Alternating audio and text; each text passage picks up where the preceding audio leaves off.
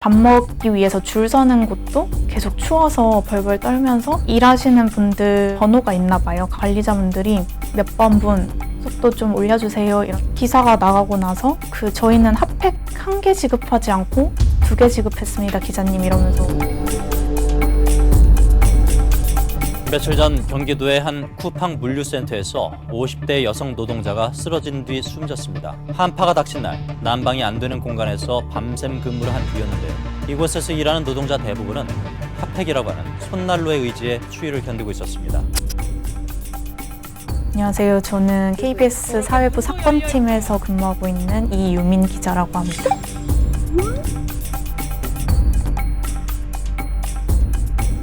상품을 쉽게 말하면 박스에 옮겨 담는 그런 일을 하는, 원래는 사회복지사로 20년 넘게 근무를 하시다가 이번에 개인적인 일로 원래 다니시던 요양병원에서 나오게 됐어요. 공백기 동안 좀 돈을 벌기 위해 일용직 노동자로 찾아보시다가 동탄 물류센터로 가게 된 그런.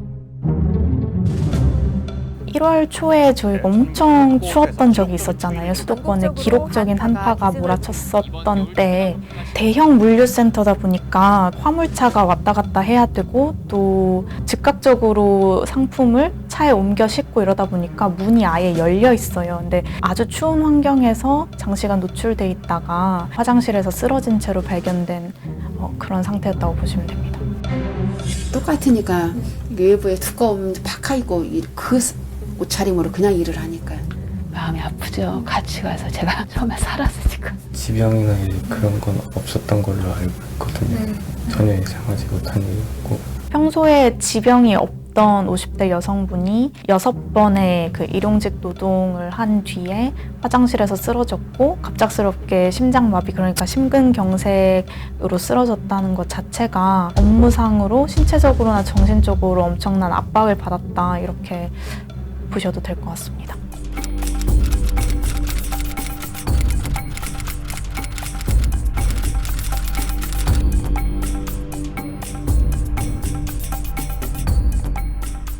입구 쪽에서 일하시는 분들 외에는 핫팩을 지급했다고 하는데, 사실 영하 13도, 14도 이 정도까지 내려가는 날씨에서는 핫팩이 잠깐만 쥐고 있어도 딱딱하게 굳을 정도로 거의 소용이 없다고 보면 되거든요. 네, 2개.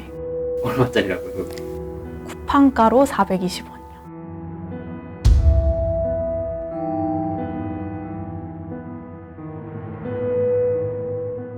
기사가 나가고 나서 저희는 핫팩 1개 지급하지 않고 2개 지급했습니다, 기자님, 이러면서 기사를 바로 잡는 식으로 이제 연락이 왔을 때 좀 아득해지는 기분이 들었어요. 물품 구매 내역서까지 보내더라고요. 2개씩 샀던. 그래서 실무 정책은 그거였고, 다만 숨진 최 씨가 사망 당일에 핫팩을 1개 썼는지 2개 썼는지는 확인해 드릴 수 없다, 이렇게 얘기를 하는데 숨이 턱 막히는 기분이 들었어요.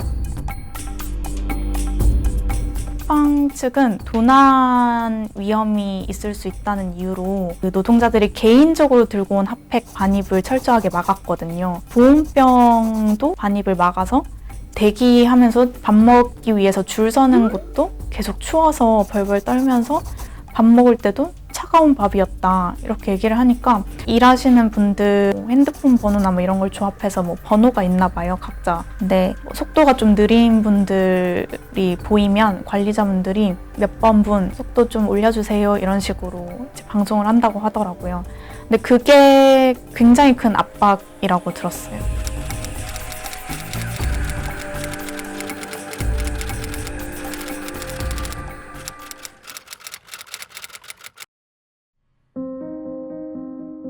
방송 뉴스가 나간 다음에는 이제 핫팩 무제한 지급으로 바뀌었다, 이렇게 말씀하시더라고요. 또 기사가 계속 나가다 보면서 휴게실에 라디에이터를 틀어놓고 좀 따뜻하게 해줬다, 이런 얘기가 들리더라고요. 진작 할 수 있었던 거를 왜 하지 않았나. 그러고서도 왜 본인들이 했던 조치들이 최선이었다고 계속해서 주장을 하는가, 이런 생각이 들었습니다. 너희 잘못했으니까 이제 망해라, 이게 아니라 너희 잘 해온 것도 알겠어. 하지만 이만큼 많은 노동자들이 너희 문제 있다고 호소를 하면 한번 들어봐 줘야 되는 거 아니니? 이런 취지로 기사를 쓰는데 그거는 잘못된 거야. 우리가 최선을 다하고 있는데 그 사람들이 알아주지 않은 거야 라고 일관되게 말하고 있으니까 너무 답답하더라고요.